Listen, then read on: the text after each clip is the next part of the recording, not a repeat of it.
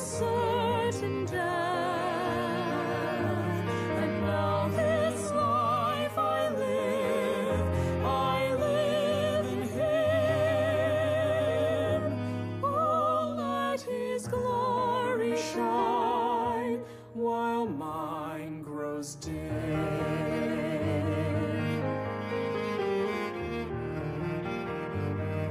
How just His ways, how good His discipline, how pure His truth, how kind His goodness, how calm His peace, how long His patience, and all of these He gives to me.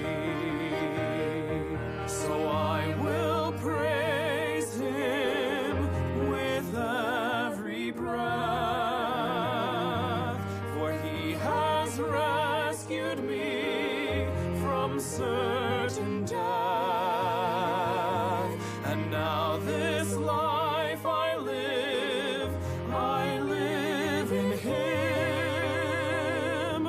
Oh, let His glory shine while mine grows dim. How vast His grace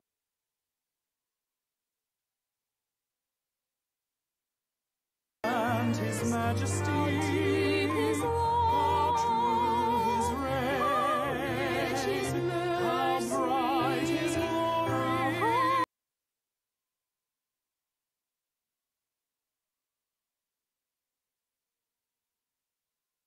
Po sa inyong lahat, aking mga minamahal na kaibigan at kapatid sa ating pong Panginoon. Muli po sa gabing ito, tayo po ay magalak sapagkat ang ating pong Diyos ay patuloy na nagpapakita ng isa pong patunay ng Kanya pong katapatan sa atin. Sapagkat muli ang gabing ito ay Kanyang ipinagkaloob sa atin upang tayo po ay patuloy na Kanyang mapangaralan ng Kanya pong banal na salita. Katulad po ng palagi nating naririnig na ang salita po ng Diyos ay Kanyang salita para sa atin. At tanggapin po natin ito na Kanyang salita para sa atin. At ang Diyos po ay patuloy na siya nangungusap sa atin sapagkat responsibilidad po ng Diyos na tayo po ay Kanyang palakasin at bigyan ng talagang malalim at malawak na kaalaman at pangunawa sa Kanya. At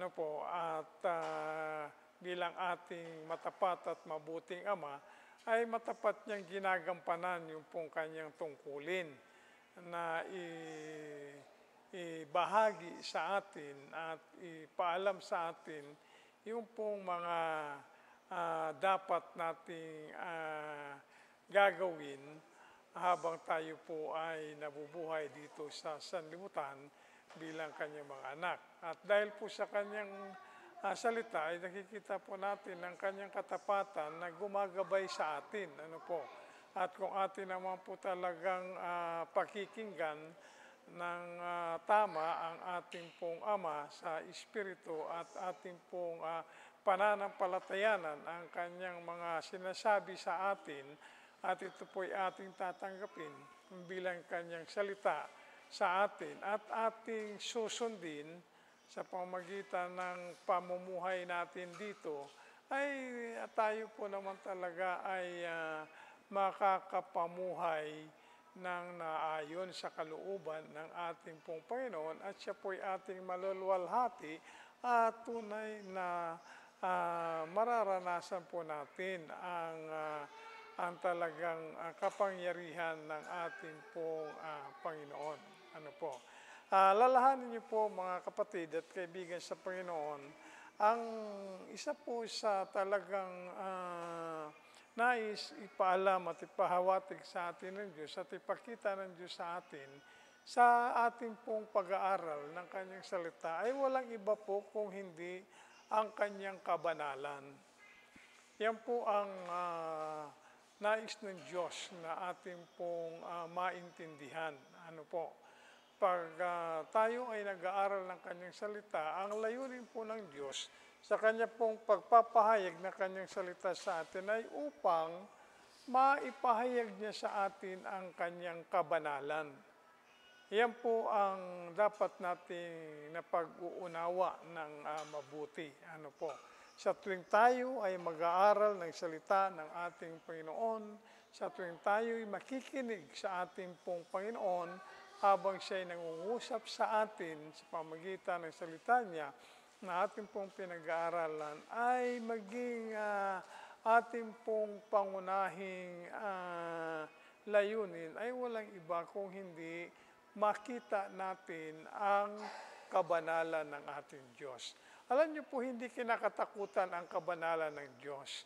Marami po kasi ang natatakot na makita ang kabanalan ng Diyos, kaya ayaw nilang sumusunod sa Diyos at lumalayo sila sa Diyos sapagkat ang pakiramdam nila para baga silang napapaso o nasusunog sa tuwing makikita nila ang kabanalan ng Diyos sapagkat nakikita naman nila ang kanilang pagiging makasalanan. Alam niyo po, totoo yan. Ang layunin po ng Diyos ng kanyang pagpapahayag ng salita niya sa atin, una, manawa natin ang kanyang kabanalan. Ikalawa, mapagtanto natin ang ating pagiging makasalanan. Datapwat, hindi naman po ibig sabihin na tayo ay makasalanan, tayo ay susunugin na o parurusahan na ng Diyos. Hindi po. Ang Diyos po ay nagbigay ng pag-asa sa atin at yan po walang iba kung hindi ang kanyang anak, ang kanyang bugtong na anak, ang ating Panginoong Hesukristo. Na kung tayo po ay tatalima at mananampalataya sa Kanya at tayo tatanggap sa Kanya bilang tagapagligtas at Panginoon, tayo naman po ay ililigtas niya sa kasalanan.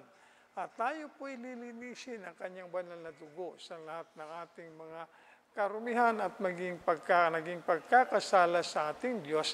At ang Diyos po naman na banal ay tayo Kanyang ibibilang ng isang matuwid at ihiwalay niya tayo sa kasalanan sapagkat tayo ay Kanya namang ginagawang banal at pinaging banal kung tayo ay matapos tayo na maligtas. Ano po? Kaya hindi po kinakatakutan ang kabanalan ng Diyos. Bagkus ito po ay dapat nating inaalam at talagang inuunawa at dapat ito po ay mapagtanto nating mainam upang sa ganun, ito ang maging kalakasan natin na tayo po ay tanggapin din natin ang ating pagiging makasalanan at tayo ay lumapit sa Diyos at humingi ng kapatawaran at atin ang iwaksi at talikuran ang kasalanan at hindi na po tayo dapat pang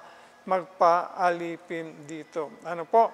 Yan po ang layunin ng Diyos sa tuwing tayo po ay Kanyang pinapahayagan ng Kanya pong mga salita. Ngayong gabi po tayo ay magpapatuloy sa ating pong pag-aaral.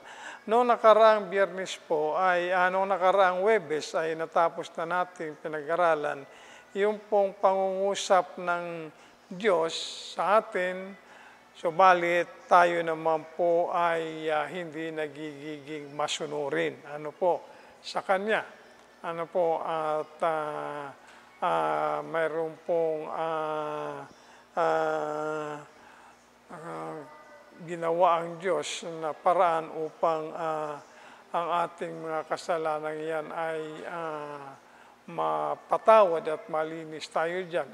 Yung pong remedy nga na tinatawag, ano po, ay walang iba kung hindi ang ating pong pagpapakumbaba sa ating Panginoon. Tanggapin natin ang ating mga pagkakasala at tayo ay humingi ng tawad sa ating Diyos. Ngayong gabi po, ang ating namang pag-aaralan ay ang patungkol po sa kautusan ng Diyos at ang Kanyang kautusan na humihingi po ng talagang buong-buong pagsunod. Ano po? Ang Diyos po ay nangungusap at ang Kanya pong kautusan, ano po, sa Kanya pangusap sa atin ay atin pong gawin buo ang pagsunod sa Kanya. Ulitin ko po, ang Diyos po ay banal at ang upang siya po ay ating maitaas at maluwalhati, ay wala pong ibang dapat naman tayong ihandog sa Kanya kung hindi ang lahat ng gawain natin na punong-puno ng kabanalan. Ano po? Ang Diyos po ay nag-utos sa Israel sa pamamagitan ni Moses na kanilang sundin ng buong buo. Ano po? Buong buo, walang kulang ang kautusan ng Diyos at ang Diyos lamang ang dapat nilang sambahin. At wala na pong iba. Datapwat, ang Israel po ay nabigo na gawin ito.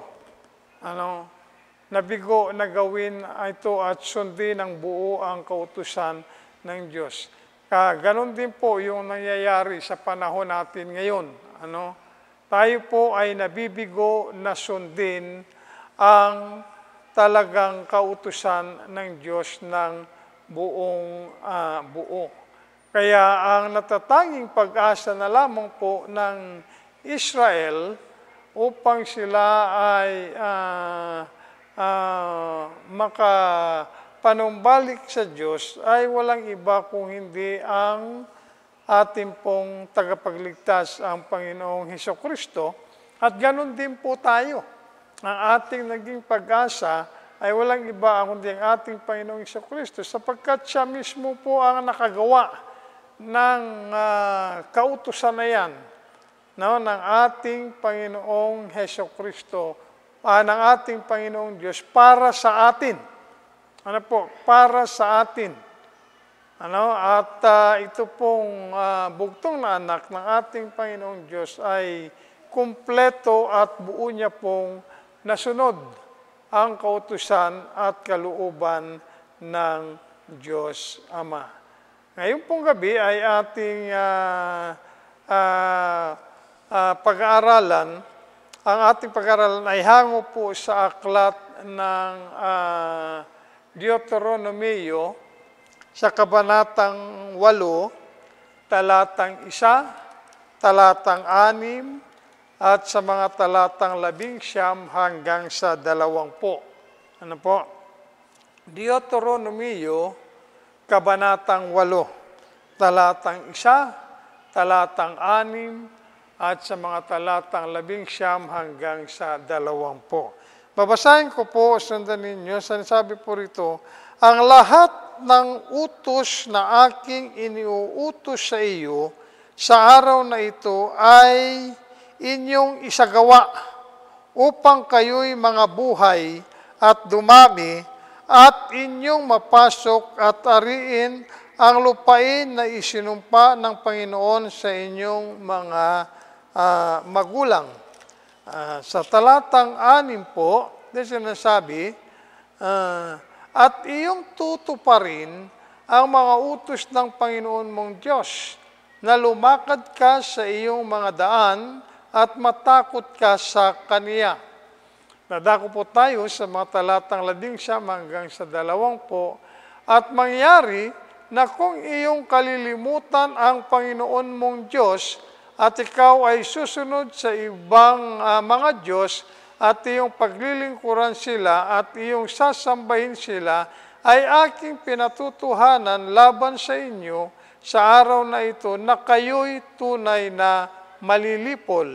Kung paano ang bansang nililipol ng Panginoon sa harap ninyo, ay gayon kayo malilipol, sapagkat hindi ninyo dininig ang tinig ng Panginoon ninyong Diyos. ang Diyos po ang magpala sa pagkabasa ng kanyang salita. Tayo po sumandaling manalangin. Maraming salamat po, dakilang Diyos, muli sa pagkakataong ito na kami po ay patuloy mong mababagian ng iyo pong salita.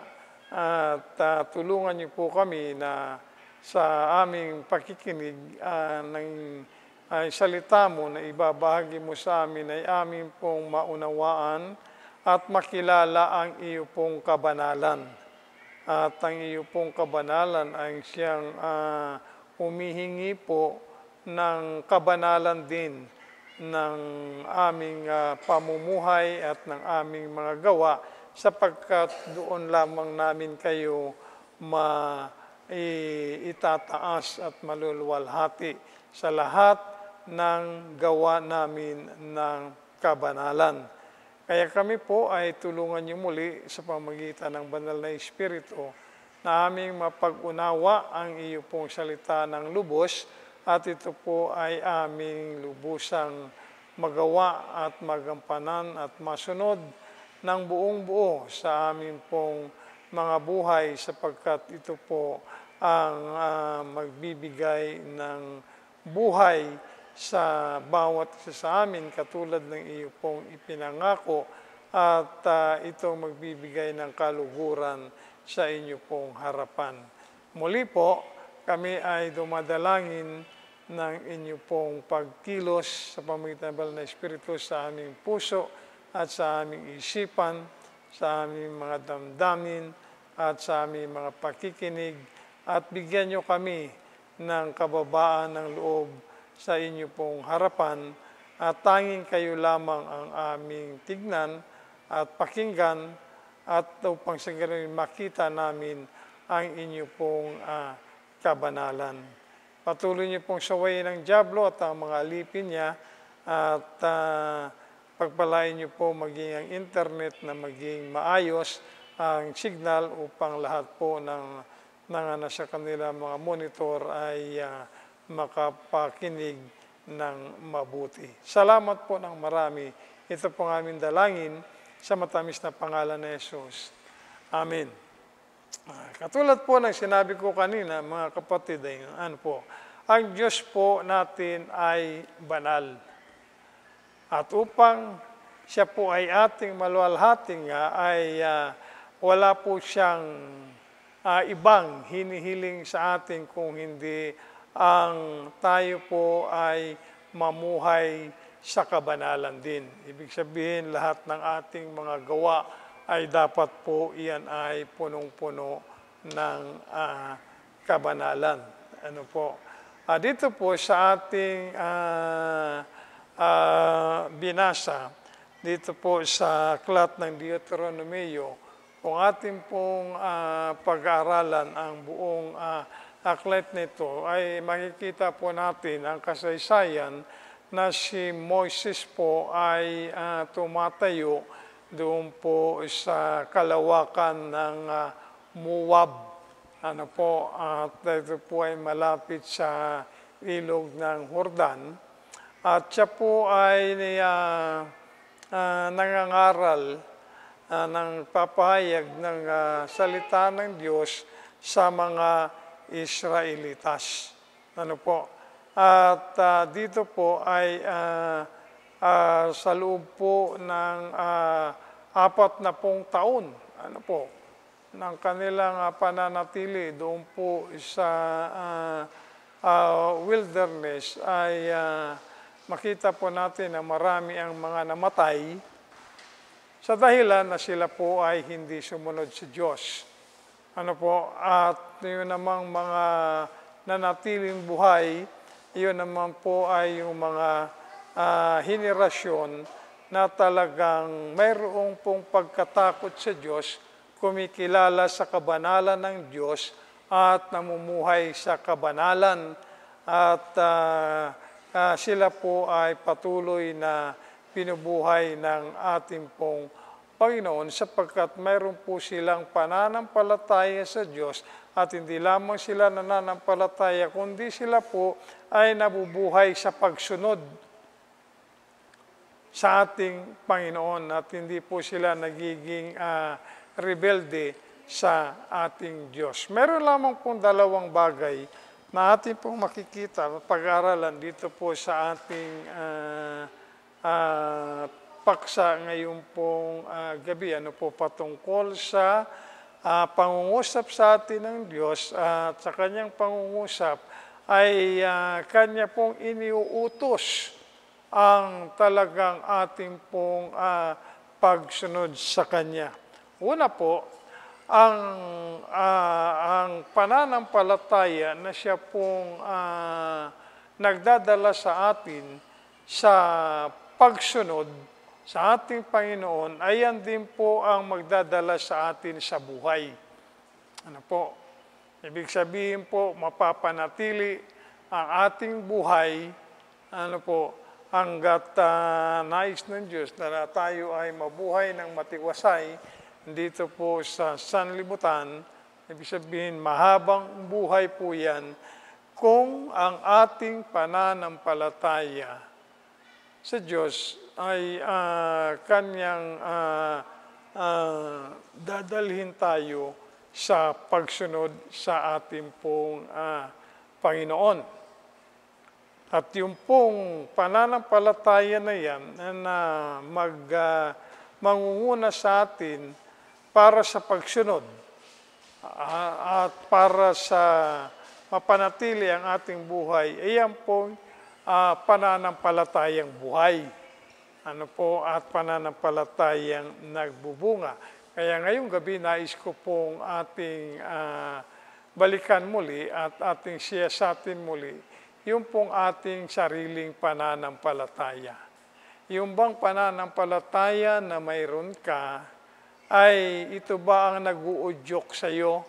Ito ba ang nag-uutos sa iyo at talagang pumipilit sa iyo na ikaw ay maging masunurin sa ating Panginoon at ibigay mo ng buong buo ang kumpleto ng pagsunod mo sa Kanya. Katulad po ng sinabi dito sa mga talatang 1 at sa talatang 6, basahin ko pong muli. Sinasabi po, tignan po natin yung pong utos ng ating pong Panginoon.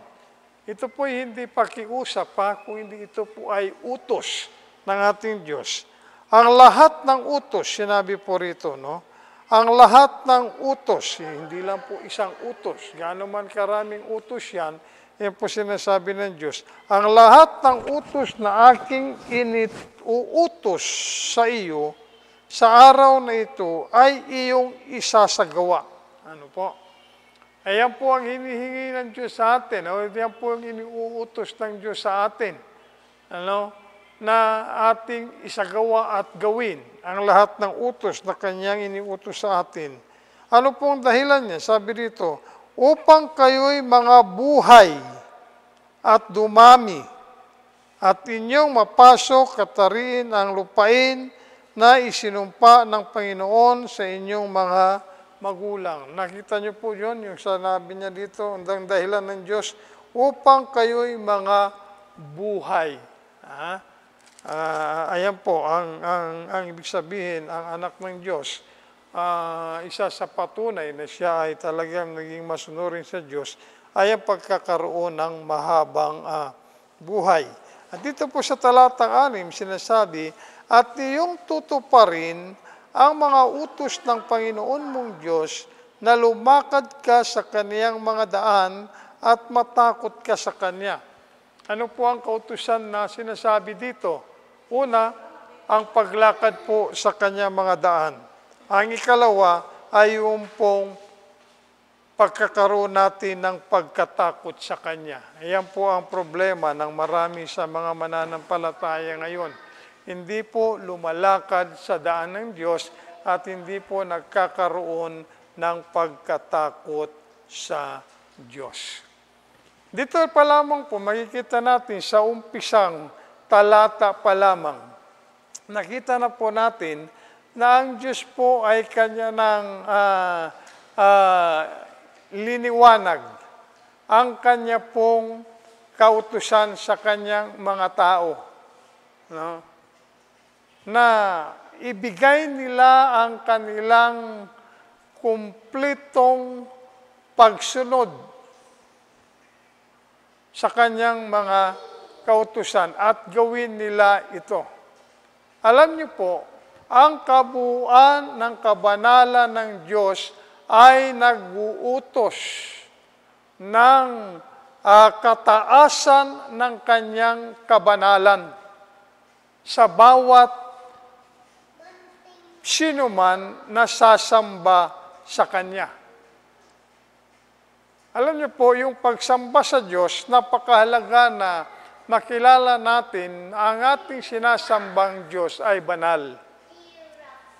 At tayo po ay haharap sa Kanya, ang nais ng Diyos, ang niutos ng Diyos sa tuwing tayo ay haharap sa Kanya, sa araw ng pagsamba, ay dapat po na naibibigay natin yung pinakamataas na kabanalan ng ating pong buhay. Yan po ang kautusan ng ating pong Panginoon. Tignan po natin kung anong sinabi niya sa aklat ng Leviticus. Aklat ng Leviticus sa kabanatang 11 at sa talatang 2 po. Leviticus 11:2.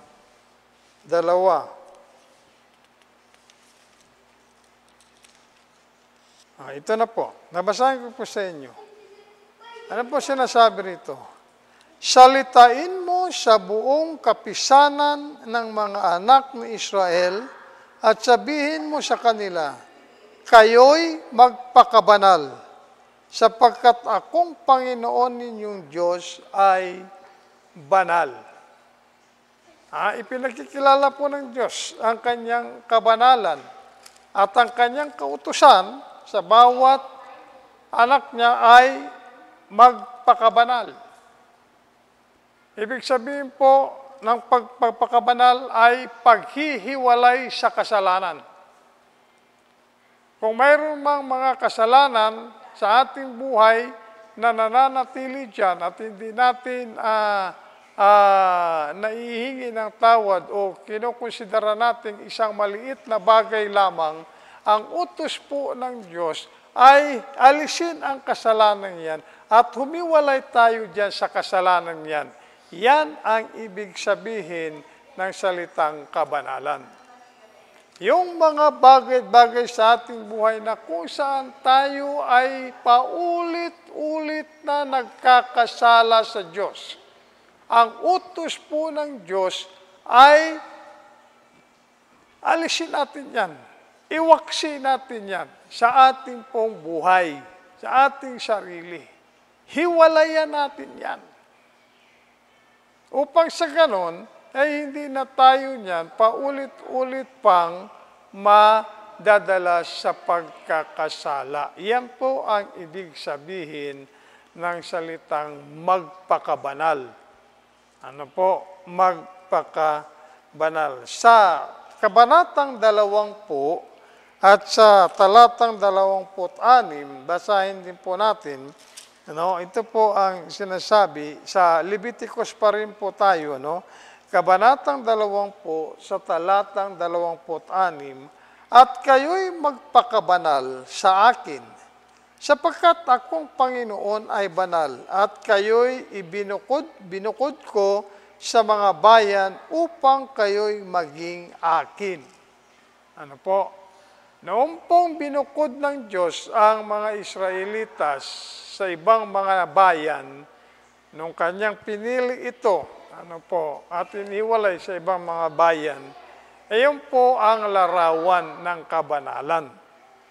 Yan po kasi ibig sabihin pagkakabanalan, paghihiwalay mula sa kasalanan. At ito po ang talagang iniuutos ng Diyos sa lahat ng tao. Yan din ang utos niya doon po sa loob ng hardin ng Eden. Nang nilikha po ng Diyos ang tao, nilikha po niya itong walang kasalanan. Ano? At ang tao ay dapat niyang mamuhay sa kabanalan sa pamamagitan ng pananampalataya na magbubunsod ng kanyang pagiging masunurin sa Diyos, na lumakad sa lakad ng Diyos. Ngunit, ang tao po ay nabigo, sapagkat siya po ay hindi nanampalataya sa salita ng Diyos. Ang utos po ng Diyos, siya ay lumakad na may kabanalan diyan sa loob ng hardin at kanyang luwalhatiin ang Diyos na nagbigay ng buhay sa kanya. Alam niyo po, ang totoong buhay ay matatagpuan lamang natin sa pamamagitan ng ating Panginoong Diyos, na siya pong nagbigay at patuloy na nag-iingat dito po sa buhay na ito. At kung tayo po ay magkakaroon ng tamang kaugnayan sa ating Diyos at lalakad tayo sa Kanya mayroon pong taus-pusong pagsunod na bunga ng ating pong pananampalataya, talaga naman pong magiging maayos ang ating pong kalagayan sa harapan ng ating pong Panginoon. At yan po ang panawagan ng Diyos sa pamamagitan ni Moses sa mga Israelitas, na sila po ay lumakad ng may katapatang pagsunod sa lahat ng mga kautusan ng Diyos. At kung sila po ay lalakad sa pananampalataya na may kumpletong pagsunod sa kautusan ng Diyos, ano po ang pangako? Sila ay mabubuhay. Sila ay mabubuhay. Ayan pong kautusan na yan ng Diyos na kanyang ibiniutos sa mga taga-Israel ay kanya rin namang iniuutos sa panahon natin ngayon.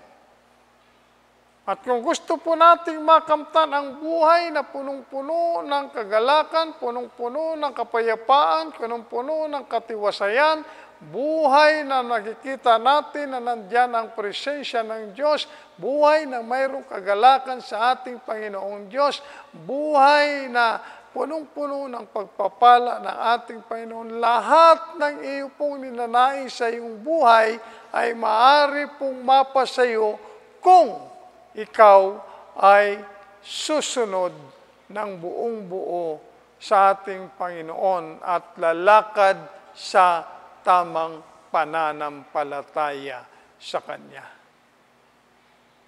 Yan po ang nais muling ipaliwanag ng Diyos sa atin. Ngayon, kung tayo po ay mabibigo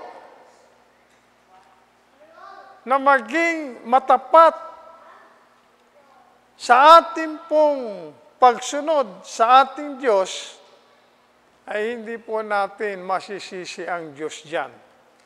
Ano? Ang ating pong masisisi dyan ay walang iba kung hindi ang ating pong mga sarili. Ang ating mga sarili kung tayo ay hindi nagiging matapat sa ating pong Panginoon. Sapagkat maliwanag po ang kanyang kautusan ang kanyang kautusan. Ulitin natin basahin, balikan po natin dito sa aklat ng Deuteronomio. Ito nga sabi niya, ang lahat ng utos na aking iniuutos sa iyo sa araw na ito ay inyong isagawa upang kayo'y mga buhay.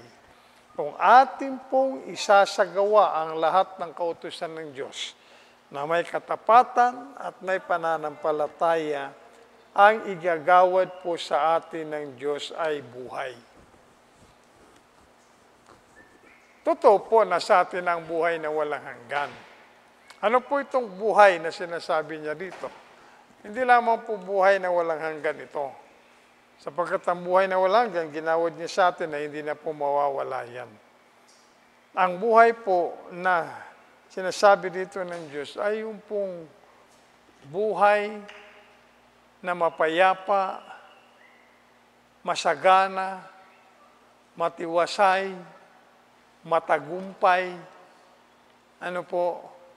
sa kabila ng napakadumi at napakagulo ng sanlibutan.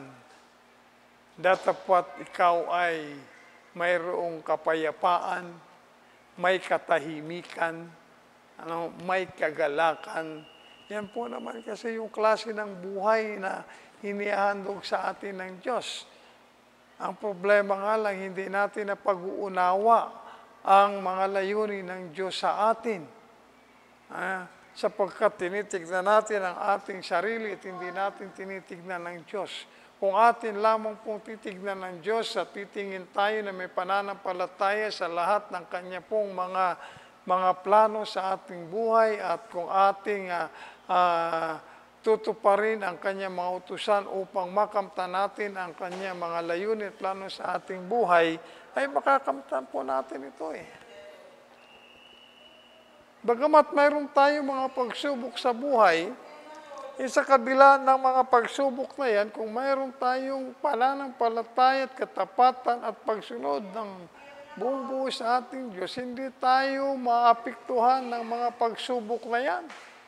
Bagkus sa kabila ng mga pagsubok, lalo tayong magiging magalak sa ating pong Panginoon. Sapagkat mapagtatanto natin na ang mga pagsubok na yan ay layunin o instrumento ng Diyos upang tayo lalo pang malinis at lalo pang mapagtibay sa ating buhay Kristiyano. Ano bang klase ng buhay ang iyong pinapangarap o hinahangad dito sa sanlibutan? Gaano man karaming pera mo, gaano man kalaki bahay mo, gaano man kagaganda ang mga sasakyan mo, mayroon ka ng lahat ng maraming bagay sa buhay mo. Natapwat kung hindi ka nakakatulog ng maayos sa gabi dahil natatakot ka, baka may pumasok siya sa iyong bahay, hindi ka makalabas na nag-iisa, mayroon kang mga gwardiya, bodyguard at gumagasto ka, nagbabayad ka para mayroong mga magbibigay ng proteksyon sa iyo. Hindi magandang klaseng buhay yan. Hindi yan ang buhay na plano ng Diyos para sa iyo.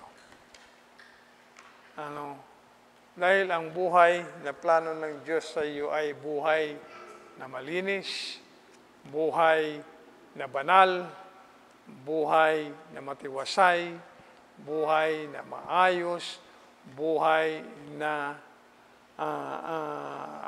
may kapayapaan, at walang ibang kinakatakutan kung hindi ang Diyos lamang. Ayan po. Una, ang pananampalataya na nag-uudyok at nagdadala sa iyo sa pagsunod, ang bunga po niyan ay buhay.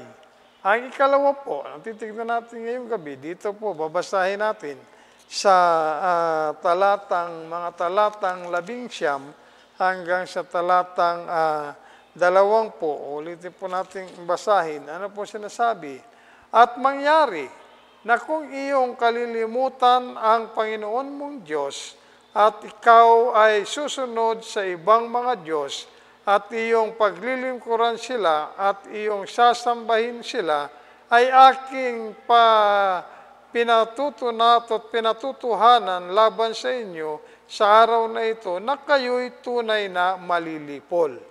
Kung paano ang bansang nililipol ng Panginoon sa harap ninyo ay gayon kayo malilipol, sapagkat hindi ninyo dininig ang tinig ng Panginoon ninyong Diyos. Ang ikalawa po makikita natin dito, yung pong kawalan ng pananampalataya na nagbubunsod sa inyo sa hindi pagsunod sa Panginoon, ayan po ang magdadala sa inyo sa kamatayan. O anumang kapahamakan. Kung paano ang Diyos ay nangako ng buhay doon sa kanyang mga tao na talaga namang susunod ng mayroong buong pananampalataya at pagsunod sa Kanya, ay ganoon din po ang Kanyang pangako, kamatayan, para doon sa mga hindi susunod sa Kanya, bagkos magre-rebelde laban sa Kanya. Ayan po ang nais ng Diyos na ating pong maunawaan, mga kaibigan at mga kapatid. At ito pong ang tinatawag dito, yung pong pattern, kumbaga, ano bang Tagalog ng pattern? Ito po ay kinuha, doon po sa Garden ng Eden. Diyan po yan nagsimula. Itong pattern na ito, nag-umpisa po yan sa Garden of Eden, na kung saan ang tao ay nagrebelde laban sa Diyos at kanyang ipinagpilitan ang kanyang sariling daan, na ang sariling daan na yan ang nagdala sa kanya sa kamatayan. Sa kamatayang panglaman at maging sa kamatayan sa espiritu. Ano ang sabi ng Diyos? Sa Henesis, Kabanatang 2, sa talatang 17. Ano po ang pangako ng Diyos dito? Basahin po natin. Buksan nyo ang inyong mga Biblia sa aklat ng Henesis, Kabanatang 2, sa talatang 17. Ito po ang pangako ng Diyos. Datapwat, sa kahoy ng pagkakilala ng mabuti at masama, ay huwag kang kakain. Sapagkat sa araw na ikaw ay kumain niyaon, ay walang pagsalang mamamatay ka. Hindi po sinasabi ng Diyos na baka ikaw ay mamatay o maaaring mamatay. Kundi anong sinabi niya? Ikaw ay walang pagsalang mamamatay. Kamatayan po ang bunga ng pagre-rebelde sa Diyos. Kamatayan ang bunga ng hindi pagsunod sa Diyos. At yan po ay nangyari sa tao. Nag-rebelde siya sa Diyos. Ano nangyari? Namatay siya. Sa pang-espiritu.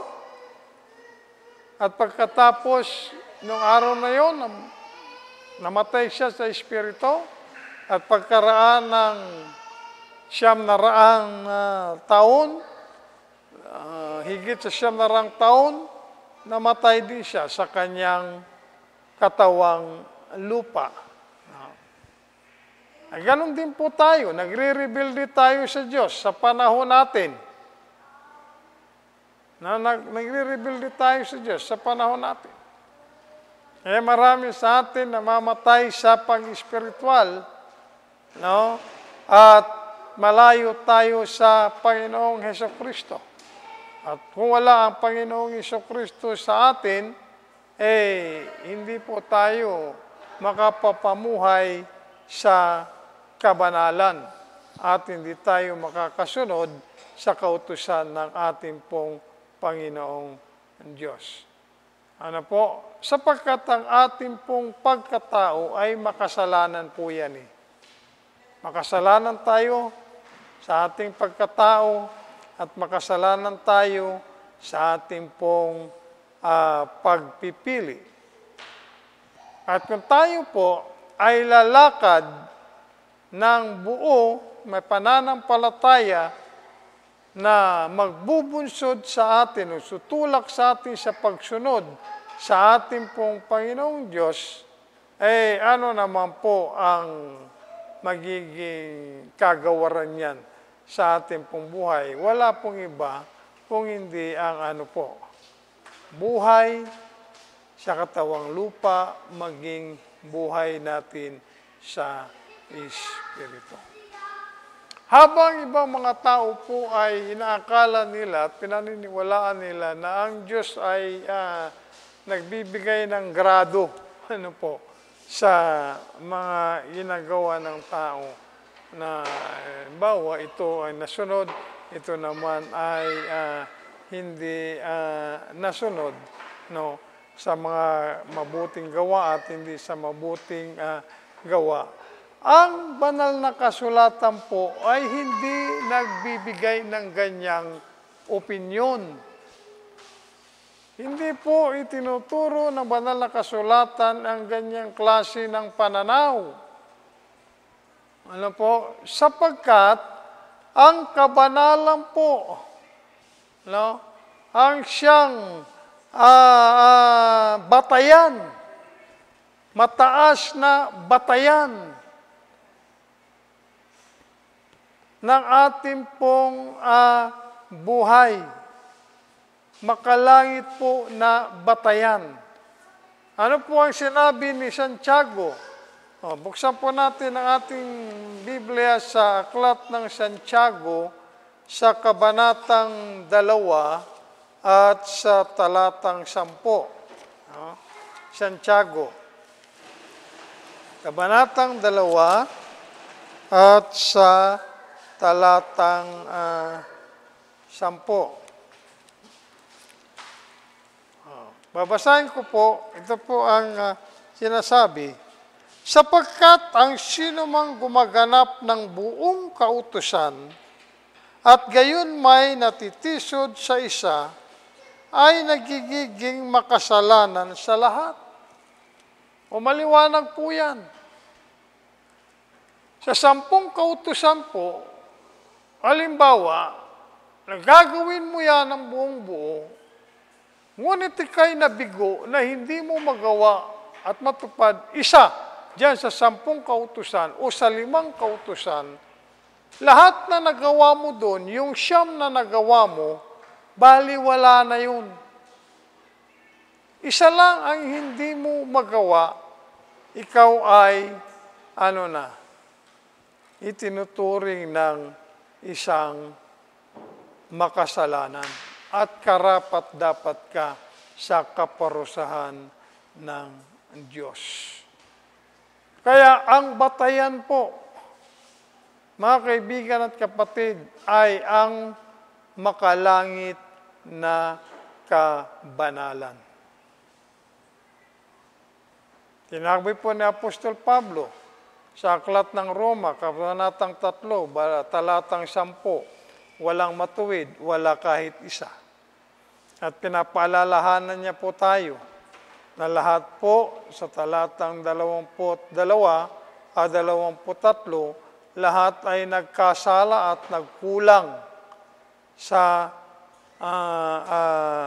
kaharian ng Diyos.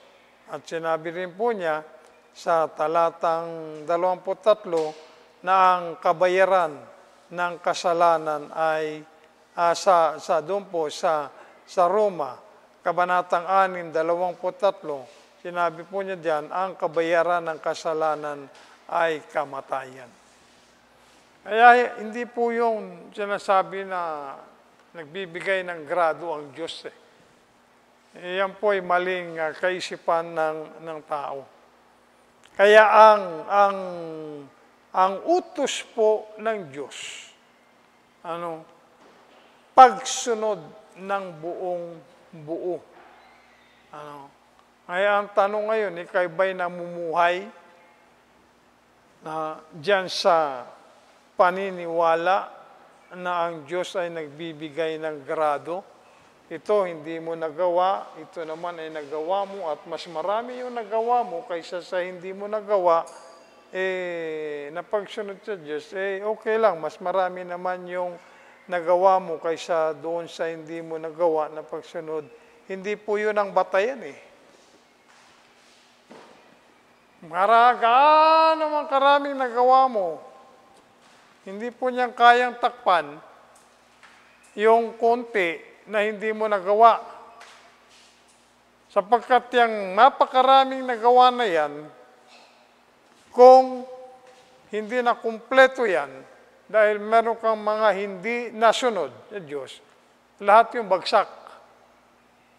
Lahat yung bagsak. Ano po? Sana po naiintindihan natin yan, katotohanan na yan, na isinasalaysay sa atin ng ating pong Panginoon sa pamamagitan ng kanyang banal na salita. Ang banal na salita po ng Diyos ay nagsasabi, anumang mga bagay na hindi perpekto ang kabanalan ay hindi po mabuti yan. No? Hindi po mabuti yan. At hindi katanggap-tanggap sa Diyos. Ngayon, ang tanong, ano ang iyong gagawin? Ano ang iyong gagawin?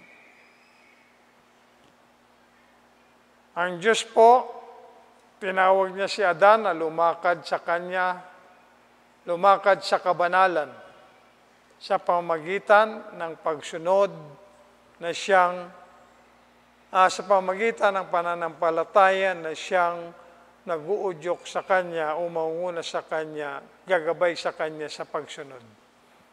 Ngunit si Adan po ay nabigo. Si Adan ay nabigo. Ang Diyos po ay nanawagan din sa Israel na lumakad sa kabanalan sa pamamagitan ng pananampalataya na gagabay sa kanya sa pagsunod. Datapot ang Israel po ay nabigo rin. Ganon din po ang Diyos. Iniutos din po niya sa atin na tayo po ay lumakad sa kabanalan sa pamagitan ng pananampalataya na magmumuna sa atin sa pagsunod sa Kanya.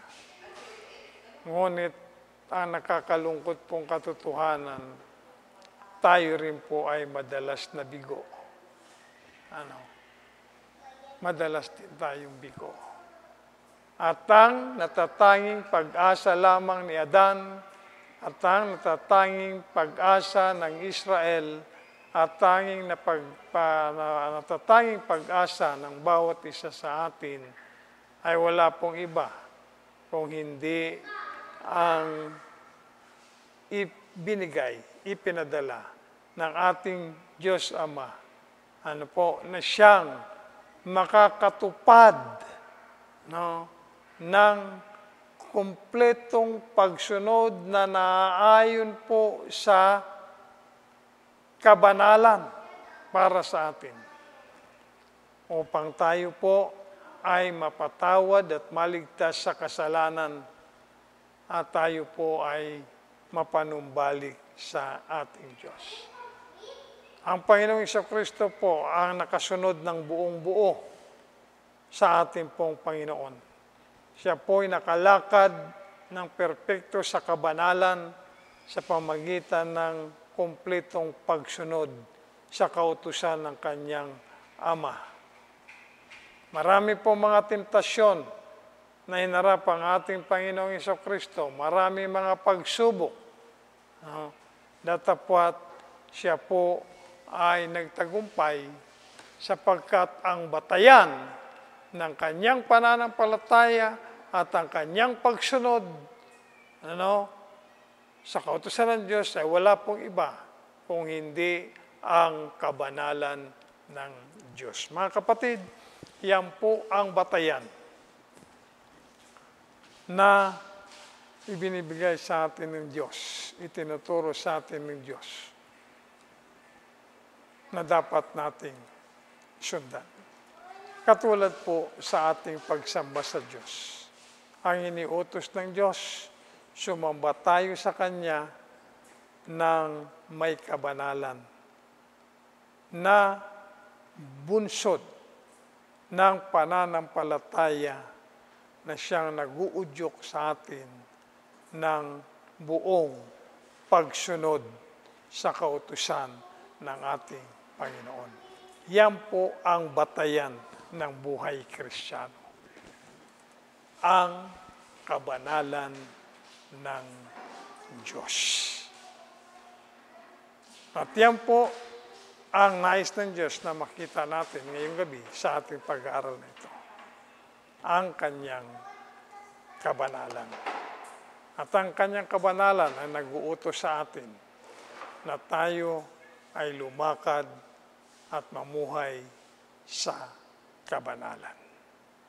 Manalangin po tayo. Maraming salamat na kilang Diyos sa iyong pong salita na iyong pinahayag sa amin ngayong gabi.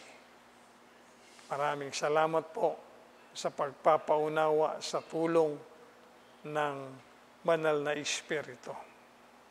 Maraming salamat po sa pangungusap niyo sa amin.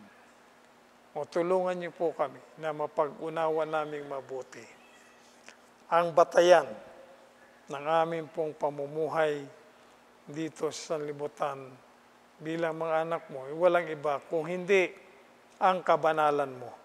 Hindi po ang sanlibutan ang batayan ng aming pamumuhay. Hindi po ang mga sistema dito sa sanlibutan, kung hindi ang kabanalan mo. At kami po ay dapat na mamuhay sa kabanalan, bunsod ng pananampalataya na siya nag-uudyok sa amin na maging masunurin sa iyo ng buong buo. Gamitin niyo po ang salita ninyo. Itanim niyo po sa aming puso't buhay. Buhayin niyo po ito sa amin. At pagbungahin niyo po ito ng kabanalan, pananampalataya, at pagsunod sa inyo lamang. Maraming salamat po itong aming dalangin sa matamis na pangalan ni Jesus. Amen. Diyan po muli, mga kaibigan, kapatid, nagpangsamantalang nagtatapos sa pag-aaral natin ng salita ng Panginoon dito po sa ating online Bible study ayon sa Biblia. Hanggang sa susunod na Huwebes po, pagpalain po kayo ng ating Panginoon.